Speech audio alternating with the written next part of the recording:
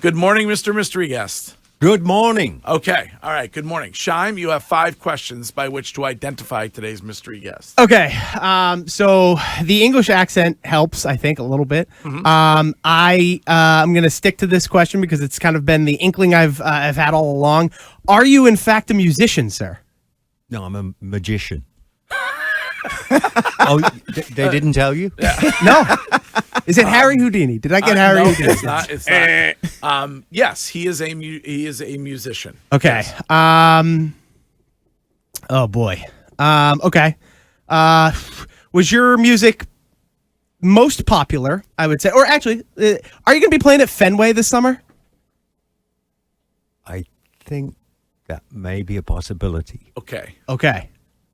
Okay. Might be a possibility that he will be playing. He's already there, man. He knows. Is he there already? He knows. How is he there already? We didn't talk about it a lot. I kind of just I was putting context clues together. Right. I would go out on a limb. All right, like Wheel of Fortune. Come on. Wait, you're going to guess already? Yeah. You only have like 2 letters, and you're going to guess the phrase? Okay. He feels No. confident. I'll ask a question. No, that's to, fine. No, that's fine. Go ahead. Oh man. I'm afraid I'm going to get it wrong. Are you, let's say, a member of a band known as Def Leppard? He's got it, man. He nailed it. You can take the blindfold off. Rick Allen, and that is Rick Allen, the legendary drummer of Def Leppard. How did you get that? I had, it just because we. By the way, you're red. Yeah, I got nervous. I was under a blindfold. I couldn't see. You are fangirling. A little bit. But how did you get that? So we had talked about it a little bit. I had played a couple of Def Leppard rejoins. You had mentioned, or we had talked about that they were going to be at Fenway, and the English accent was a real big help. That kind of swayed me in that direction immediately. Yes. See, I gave it away because when I first walked in the room, I put on a silly accent, and then I gave it away. Yeah, you gave it away. Yeah, but that was Scheim good. is, I don't know how, because he's a young fella, is a gigantic Def Leppard fan. How did that happen? So I met a girl. It's how every story starts, I think. I met a girl who is the biggest Def Leppard fan I know. She loves you guys to death. She has Hysteria tattooed on her wrist. Fantastic. She is a huge fan of yours in particular. We saw you at Fenway. What was it 2 summers ago now with Motley Crue? Fantastic. And so I have seen you now once. She has seen you upwards of like 20 times. She's seen you in England. So between the two of us, we love you guys. Photograph is like our song. Fantastic. I absolutely love that song. That's your song? Yeah. So how did you like the show? It was amazing. I wish you guys were the final act that night. You weren't, but you guys put on one hell of a show. That's and I so cannot cool. wait to see you guys again at Fenway this summer. Mission accomplished. Yes, I would say so. Hell yeah. That's awesome. That's pretty cool. I mean, how long have you guys been? You guys have been playing together for, is it 40 years? Well, I joined in 1978, around about my 15th birthday, but they'd been going since 1977. So I was kind of the new guy, when I joined in 78. But man, that's a long time. Let's not talk about that. Yeah. Well, let's talk about something a little better, Rick, because Chris Scheim, who just nailed this guess, may be getting married soon. So would you perform Def Leppard at his wedding? To the same girl? Yes. Yeah. Oh, fantastic. Luckily. So Curtis wants. Well, I'm sure you do weddings. Def Leppard does weddings. Weddings, bar mitzvahs. Yeah. Yeah, Greg may have to help me pay for it, but it's okay. We'll get there. That's a huge get.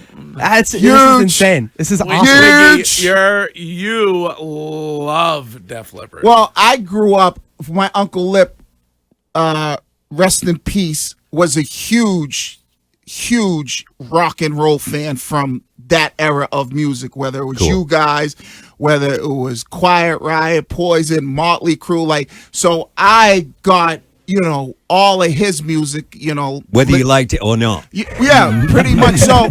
And I became a fan of really all music. My grandfather was big into like Sinatra and them. And so he became a huge fan of like mid 80s rock and hair bands. And so when you walked in, I was like, "Oh my god!" Like, That's really? awesome. I was That's like, this awesome. is- Well, I mean, you guys have so many hits. Do you ever get sick of playing certain songs? Well, it's one thing you play these songs in rehearsal and you go like, okay, we've done this before. But then when you play it in front of an audience, it takes on a whole different personality. And depending on what audience, and you see people having their sort of, reliving their coming of age moments. It's like they say, music is a time machine. It takes people back to those really, really special moments. So yeah, you play these songs in front of an audience and the whole place just comes alive.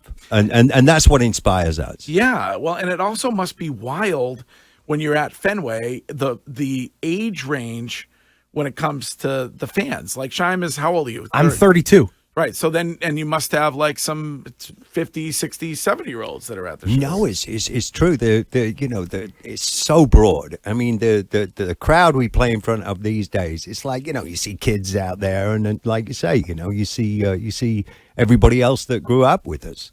Who was your inspiration when it came to drumming? Like who?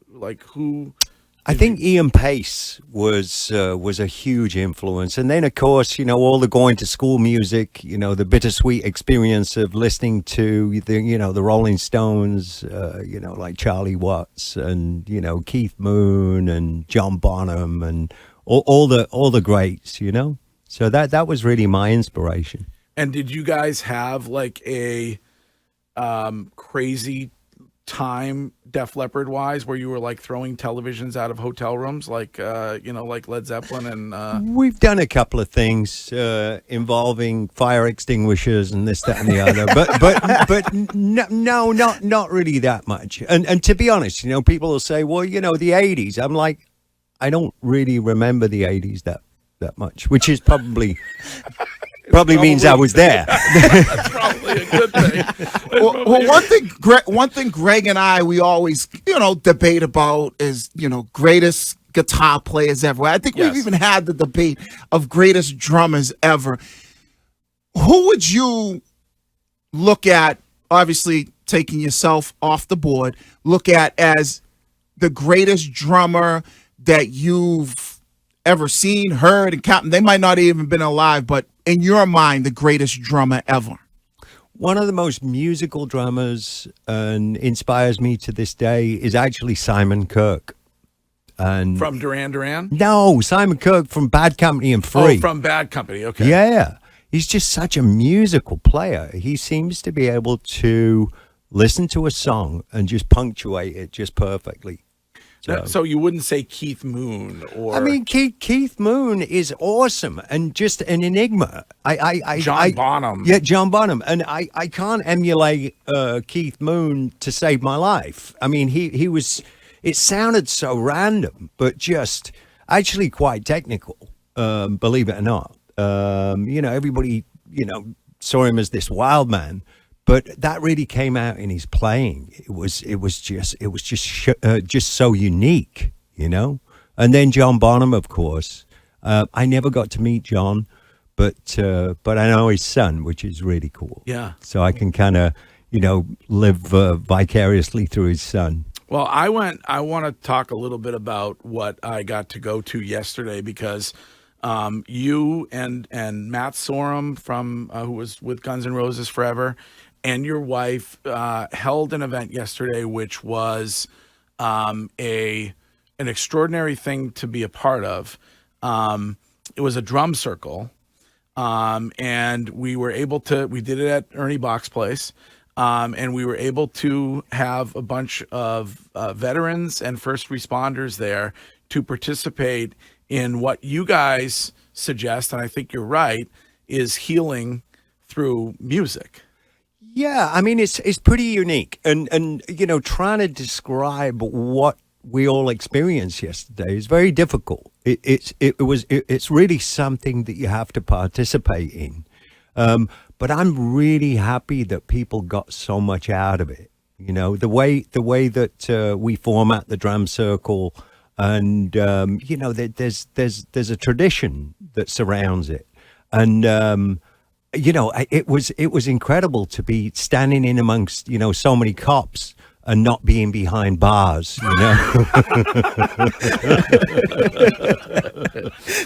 But yes, it was very special, and everybody got a lot out of it, I saw quite a few tears, and we create a safe space where people can kind of share what it is that they're going through or let it out. A lot of these people, a lot of these first responders, they're going into situations time and time and time again, having not necessarily healed from the last traumatic event that they went through. Yeah. And I was explaining to some of the guys yesterday, I went through my big event, losing my arm. But hopefully I don't have to go through anything like that again. Our first responders have to go back in time and time again, and they really need our help. They need everybody's help. So the drum circle and music is one way to really alleviate that. Well, when you lost your arm in the accident, did you think you were done drumming? Like, did you? I did. I honestly thought that was it. When I finally realized that I'd actually lost my arm when I came around in hospital, I really didn't want to be here, and I didn't want to see anybody. I think the only person I wanted to see was my brother and my parents, but I just wanted to disappear. I felt so self-conscious. And then a friend of mine, Mutt Lang, our producer, he came in to see me.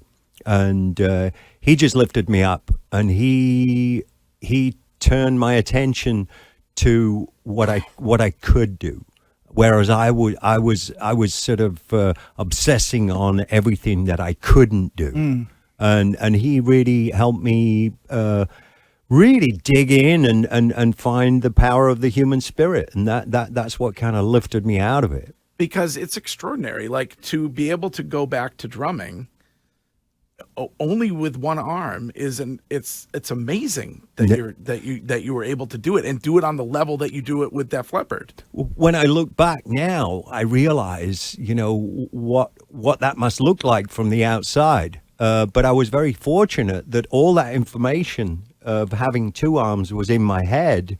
And it was almost like this natural thing. All the information that used to go to my left arm kind of went to the rest of my limbs.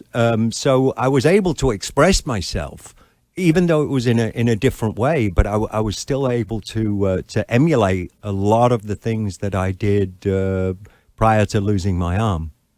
What's that like, for you now, excuse me, to be somebody who has overcome something like that, and now you're almost like this beacon of hope for people that think that, all right, I can't do something when you have been able to accomplish amazing things, and like Greg was saying, as a drummer with one arm, and to play at the highest level. What is it like for you now when you meet people and you give them your story and you see them be able to kind of overcome some of the things that they might be dealing with?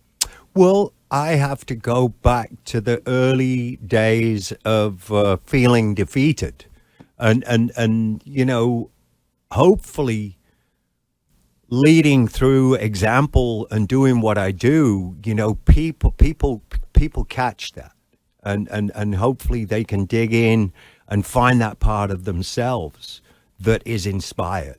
And I think that's any of us as human beings, that's all we need. It's just the spark of inspiration, and just take that to the next level.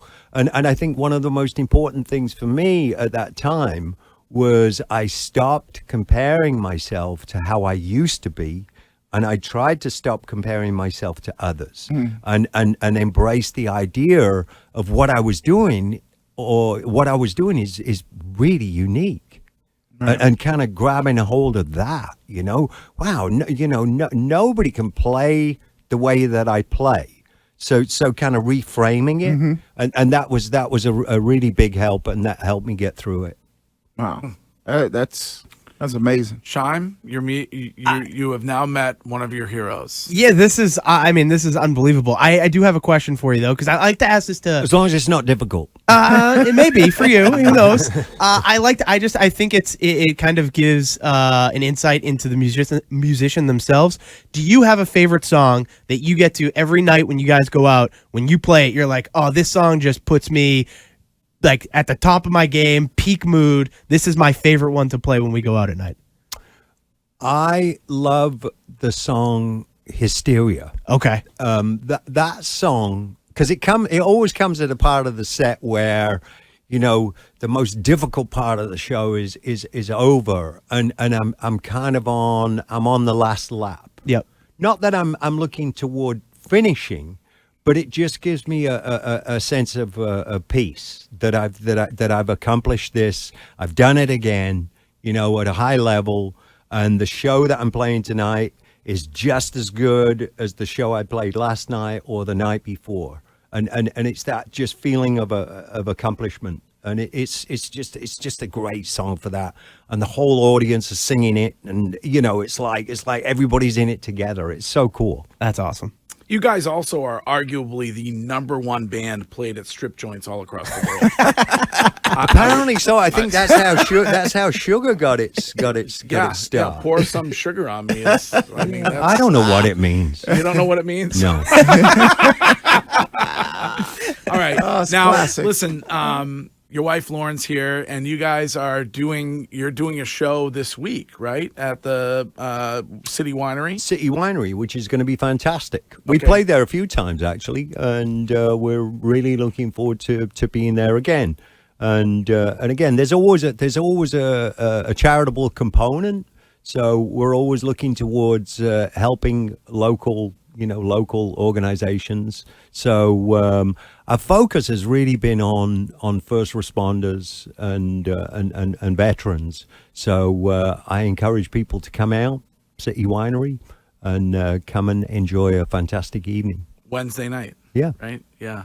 All right. And you want to plug the foundation so we can get people to go? You could go to ravendrumfoundation.org and go check out what we're doing, what we've done. And I'm sure it'll resonate with people. They'll want to be part of it. It was an extraordinary experience yesterday. So thanks to both of you for that. Cool. Thank you for making Scheim's year. There you go. That was a big This is one. awesome. Thank you so much. No, it's great, man. Thank you.